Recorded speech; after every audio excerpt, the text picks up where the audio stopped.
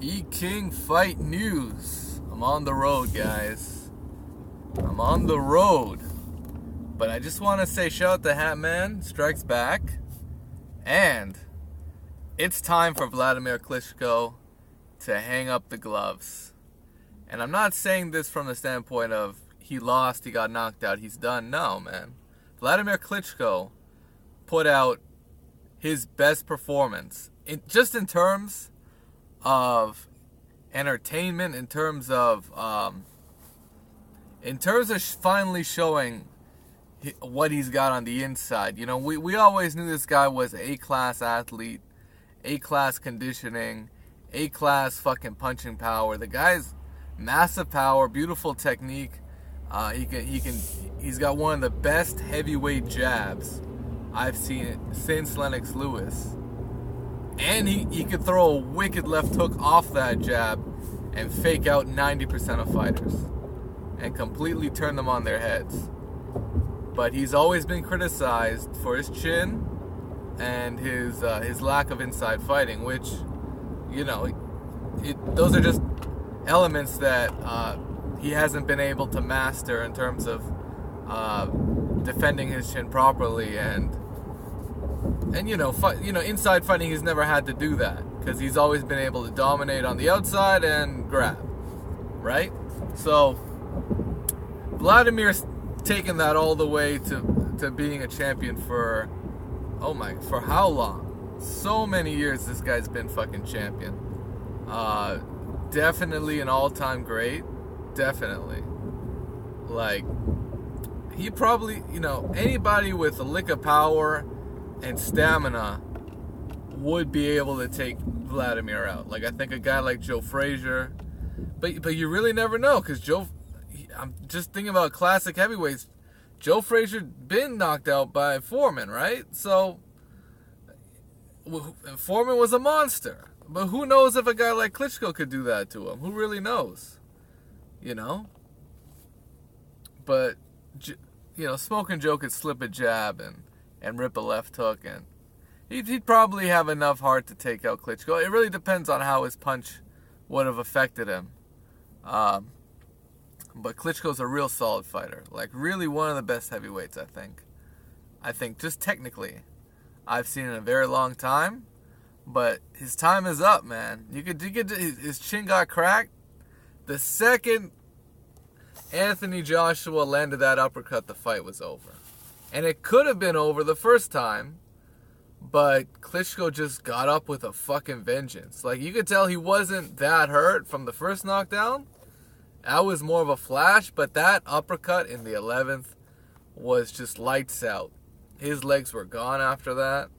And that's not a detriment to his chin, because I think he can still beat maybe 80% of the heavyweights out there. 80 to 90% of the heavyweights he can still probably beat. But to go out like that and get knocked out and really be thrown out of the top spot in the heavyweight division. And, he's coming off back-to-back losses. He lost to Fury, he lost to Joshua. Can he ever really regain that number one spot? That's an open question, right? Heavyweight division full of killers, full of the Wilders and the Joshuas and fucking Luis Ortiz coming up. I just don't see the room in there for Wladimir Klitschko. I don't see it. I think it's time for him to hang it up, and stick to promoting. He's got K2 Promotions. He's a fucking behind the scenes. This guy's a power broker in the heavyweight division, especially in Germany. The guy's got a ton of credibility, a ton of success. He can move on to bigger and better things. The guy's got a fucking PhD, man. He could literally do like whatever he wants outside of boxing. So for Klitschko, I think it's time, man. And you could compare to a guy like Bernard Hopkins, where in terms of physical damage, he's probably on that same level. He hasn't taken a lot of physical damage, but when your chin gets cracked, it's not easy to recover from. Just ask Amir Khan. Just fucking ask Amir Khan what it's like to be able to take a shot after you got knocked out, man. Psychologically, there's a big hurdle. And there's also whatever conditioning that you think might be able to improve. You know, a lot of that is in your mind.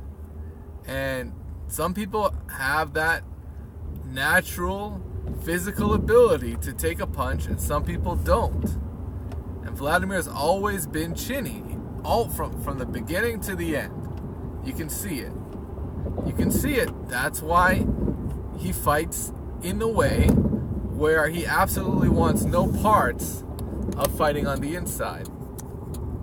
That's why in the Povetkin fight, you know, he had to throw him all over the fucking place. He had to throw Povetkin all over the place. And, you know, whatever's within the rules. But especially fighting in the UK or the US, you know, and give him credit, he did not hold. He did not hold Joshua. That probably would have helped him in the fight, but he didn't do it. And you know what?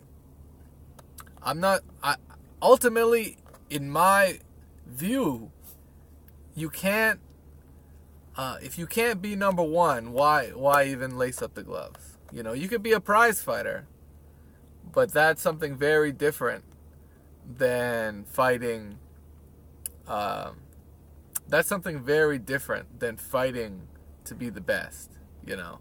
And if you're not fighting to be the best, you're not putting 100% in. So why do it if you can't commit 100%, right? Right. Anyone can fight for a paycheck. You can fight his brother for a paycheck. You can fight fucking Mike Tyson for a paycheck. It doesn't mean it's worth doing.